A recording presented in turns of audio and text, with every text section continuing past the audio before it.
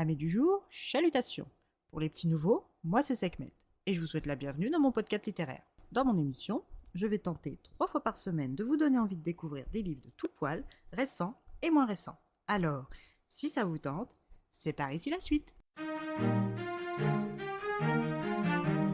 Aujourd'hui, je vais vous présenter Là où les arbres rencontrent les étoiles de Glendy Vandera, publié aux éditions Pocket. Dans ce roman, nous allons nous perdre dans le sud de l'Illinois, sur la route de Turkey Creek Road, dans le domaine du docteur Kinney. Kinney Cottage est une construction au bardage de bois jaune datant des années 40, perchée sur une colline.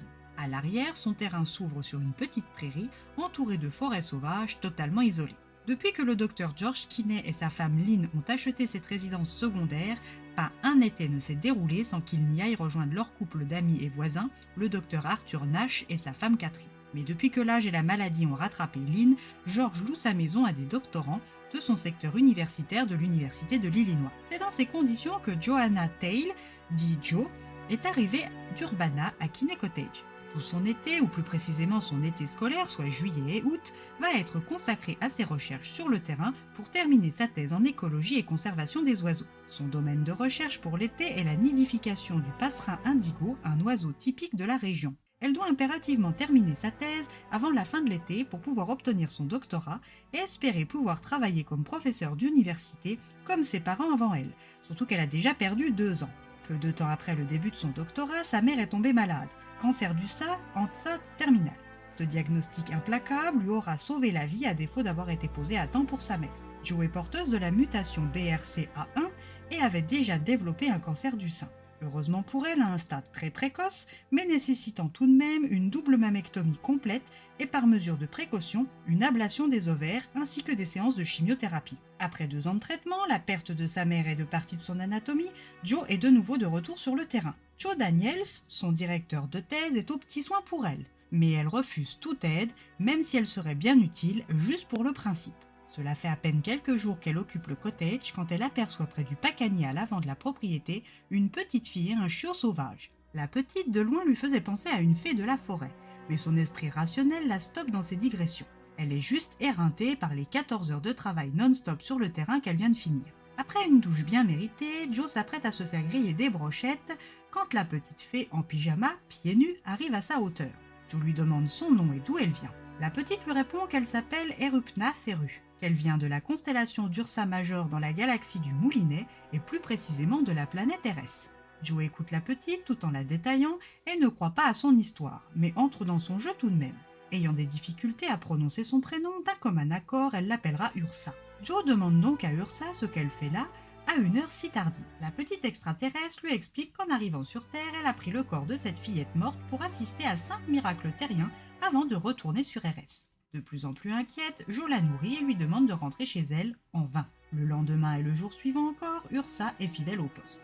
Joe décide alors de demander à un habitant du cru, Gabriel Nash, dit Gabe ou Eggman, son avis.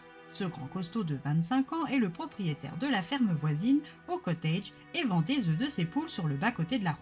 Après avoir vu la petite, Gabe n'est pas plus en capacité de la renseigner sur l'identité de cet enfant et lui conseille d'appeler le shérif. Ce qu'elle fait évidemment le soir même, en cachette d'Ursa qui menace de se sauver si elle voit un agent de police. Un peu plus tard dans la soirée, l'agent Kyle Dean arrive et loupe Ursa partie se cacher dans les bois avec le chiot sauvage prénommé Petit Ours. Joe lui explique la situation, ce qu'elle sait, ce qu'elle pense et lui demande que faire. L'agent Dean est de mauvais conseils car pour lui, la meilleure solution c'est de ne rien faire.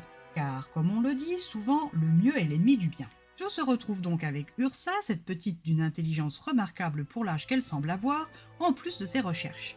Ursa va trouver avec Petit Ours refuge dans la ferme de Gabe à mi-temps. Ce dépressif à anxiété sociale aiguë accepte la petite pour ce qu'elle prétend être, mais sa mère malade de la maladie de Parkinson et sa sœur aînée Revèche ne sont pas comme lui et menacent d'appeler les autorités. Joe, qui est en rémission et qui loue une propriété réservée à des scientifiques, prend des risques en acceptant la présence d'Ursa sous son toit. Gabe risque d'être vu comme un prédateur s'il continue à passer ses journées avec une petite fille qui n'est pas la sienne. Mais les sentiments ne se contrôlent pas et l'attachement non plus, surtout qu'Ursa est douée pour se faire aimer malgré ses mensonges. Après, sont-ce bien des mensonges qui camoufleraient une existence dure et violente, comme le pensent Joe et Gabe, ou est-elle vraiment ce qu'elle prétend être, une extraterrestre ? L'échéance des 5 miracles est-elle une métaphore ou une réalité? Porte-t-elle bonheur et chance aux humains qu'elle aime? Gabe et Joe trouveront-ils plus que ce qu'ils espéraient en côtoyant cette petite extraterrestre? À vous de le découvrir en même temps qu'eux.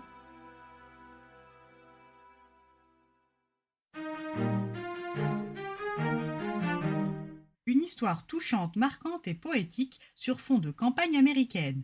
Une rencontre unique et fascinante qui conserve une bonne dose de mystère jusqu'à la toute dernière page. Un livre que je vous recommande.